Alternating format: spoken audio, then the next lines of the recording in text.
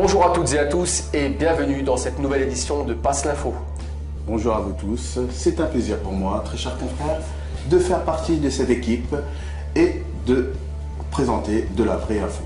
Cette semaine, dans l'actualité nationale, nous traiterons de l'idéologie du Front National qui se transforme, ensuite du souverainisme à la rescousse de Zemmour et enfin, que fait-on de notre argent public? Et dans l'actualité internationale, nous développerons un sujet sur la Tunisie qui prend la tête de la révolte ainsi que de la véritable ingérence étrangère au Liban. Et après quelques brèves... Le saviez-vous sur Mordechai Vanunu et le nucléaire israélien? Actualité nationale, l'idéologie du Front National se transforme. Oui, selon le sondage TNS Sofres, l'idéologie du Front National change. Une partie des sympathisants de droite aimerait que l'UMP s'allie avec le FN. Pourtant, les opinions de sympathisants de l'UMP se font entendre, estimant que la majorité doit céder des sujets soutenus par le Front National. Cependant, les électeurs du Front National, qui ont compté sur Nicolas Sarkozy aux élections présidentielles de 2007, ne croient plus en la bonne foi du parti de l'UMP. Ce week-end se tiendra également le congrès du Front National, pendant lequel les partisans devront décider entre Marine Le Pen et Bruno Gollnisch, vice-président du FN. Marine Le Pen, qui par favorite, se rapproche à son tour de l'UMP, quand elle dit que le Front National a toujours été pro-sioniste. Cherche-t-elle à tracer une nouvelle ligne pour son parti pour 2012 ? Cette nouvelle ligne, pour nos politiques français, est tracée, avec ce souverainiste à la rescousse de Zemmour.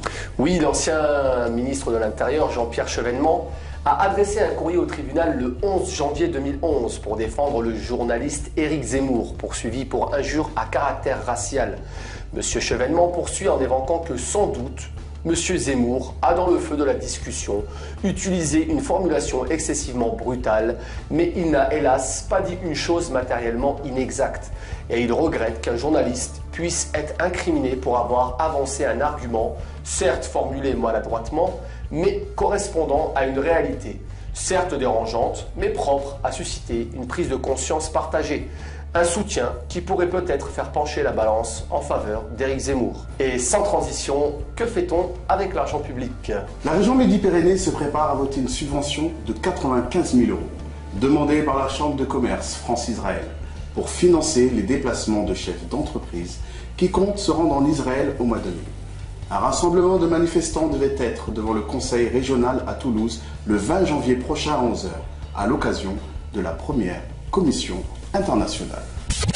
Actualité internationale, la Tunisie prend la tête de la révolte. En effet, depuis plusieurs semaines, la Tunisie se révolte contre toutes les instances du pouvoir en place.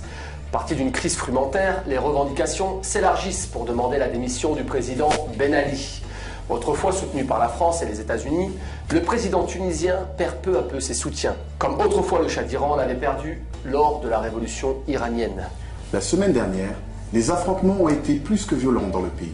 Les forces de sécurité tunisiennes tirent sur la foule, mais quelques manifestants ont pu analyser les douilles de balles ainsi que les débris de grenades lacrymogènes lancées par la police. D'après eux, il s'agit de munitions partiellement américaines et israéliennes. Rendons-nous au Moyen-Orient avec la véritable ingérence étrangère au Liban. Oui, après la démission du gouvernement libanais des 11 ministres du Hezbollah ou de partis amis, les médias occidentaux ne cessent de critiquer une pseudo-mainmise iranienne sur le Liban.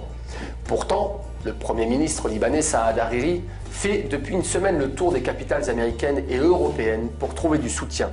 Son avion a foulé le tarmac de Washington, de Paris, avant de se poser à Ankara.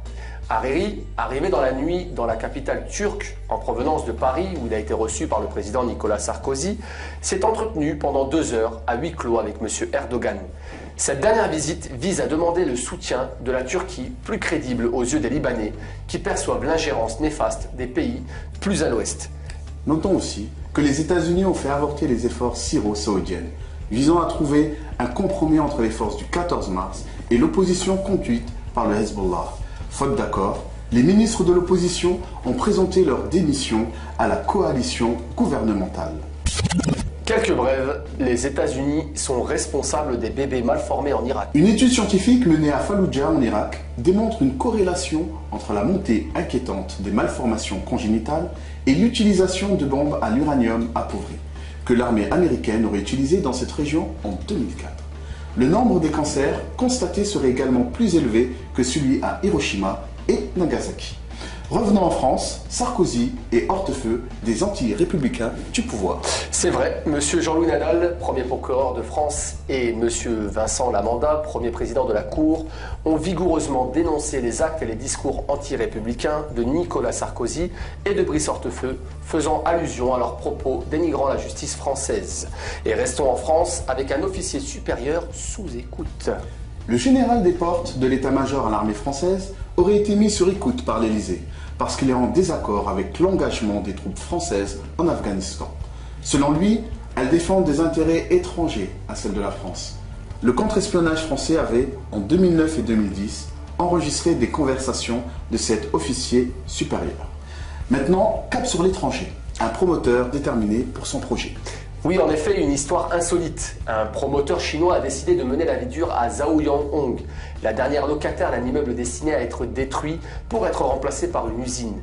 Afin de la pousser, elle et sa famille, à quitter son logement situé au 7e étage, le promoteur a tout simplement détruit les escaliers. Et une brève qui fera plaisir aux enfants. Eh oui, une Canadienne, Lynn Bird, au passage de la frontière des États-Unis, s'est vue confisquer et détruire son Kinder Surprise par les douaniers. Les sucreries du chocolatier Ferrero sont interdites sur le marché américain pour non-conformisme des petits jouets se trouvant à l'intérieur de ceux-ci. En 2009, les douaniers américains ont réalisé 2000 saisies et confisqué plus de 25 000 de ces œufs en chocolat. Le saviez-vous, Mordechai Vanunu met en lumière le nucléaire israélien. Depuis la création du poste de télévision, les médias français se présentent comme les défenseurs de la liberté et des droits de l'homme. Maintes fois, nous avons entendu les plaintes de celle-ci sur le sort d'opposants cubains, iraniens ou sur la situation du nouveau Nobel chinois Liu Xiaobo. Par contre, les médias français ont pris l'habitude de passer sous silence le non-respect des droits de l'homme en Israël. L'histoire d'un héros de la paix, Mordechai Vanunu, l'illustre bien. Mordechai Vanunu est un technicien nucléaire israélien. Vanunu révéla en 1986 aux médias des détails sur le programme nucléaire militaire de ce pays, dont notamment des photographies prises à l'intérieur d'une centrale nucléaire. Après son enlèvement par les services secrets israéliens, Vanunu a été jugé et condamné pour trahison de secret d'État. Il a passé 18 ans en prison et à sa libération en 2004, il lui a été interdit de prendre contact avec tout journaliste étranger. Pour cet acte d'opinion et de courage, la Ligue internationale des droits de l'homme lui décerna le 11 décembre 2010 à Berlin la médaille Karl von Ossietzky, attribuée aux citoyens ou initiatives qui font avancer les droits fondamentaux. Malheureusement, l'État sioniste s'illustre encore par son cynisme, en interdisant à Vanunu de se rendre à la cérémonie pour recevoir son prix. Cette attitude provoqua l'émoi de plusieurs prix Nobel, qui qualifièrent de honteuse cette décision israélienne. Encore plus honteuse, l'attitude de la presse française qui n'attribua aucune couverture à cet événement, ni à la télé, ni dans la presse écrite, ni sur Internet. Preuve, s'il en fallait encore une, que la presse française passe au tamis toute information pouvant écorner la belle image de cet État ami. Effectivement, Mordechai Vanunu a passé 18 ans dans les geôles israéliennes.